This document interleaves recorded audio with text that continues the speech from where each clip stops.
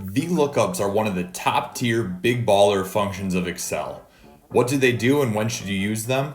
If you have one or more reoccurring values and you want another value to correspond, that's when you want a Vlookup. In my example, here we have a long list of different types of drinks. And what I want to do is label each one as either a milk drink or as a fruit drink. Rather than going one by one and labeling each one like a novice, we are going to use the Vlookup to do the work for us. Step 1, we are going to want a list of each unique value with no duplicates. Click and copy the column, paste it into a new worksheet. With the data highlighted, click the Data tab and remove the duplicates. Step 2, in the same sheet, column B, we're going to label each drink. Step 3, back to the first sheet. Click the cell next to the top drink and type equals Vlookup with an open parentheses. You may have noticed that Excel then asks you for the lookup value, table array, column index number, and the range lookup. You may have also noticed that this makes no sense, so let me explain.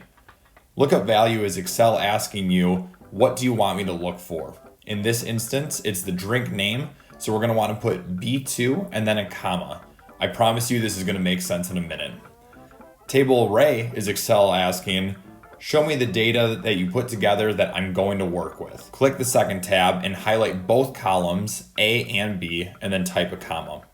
The data we just highlighted, you'll notice, had two columns. The third thing that Excel asks for, the column index number, is asking which of these two columns you want Excel to return. In this example, we want it to return the data that we just typed in, so we're going to put a 2 to represent column 2 and then type a comma. Range lookup is really stupid and you're going to want to type in false 99 out of 100 times. So just type false, close the parentheses, and then click enter. Excel has now returned the proper description on the top drink. To populate the rest of the sheet, simply highlight the value that was just returned, click and hold on the bottom right corner and drag your mouse down to the bottom of the spreadsheet, and all of the correct descriptions will appear. Thanks for watching. Make sure to like and subscribe and put any questions you have in the chat below. If you're looking for a deeper explanation, be sure to check out my deep dive video on the same topic. Link in the description. Thanks again.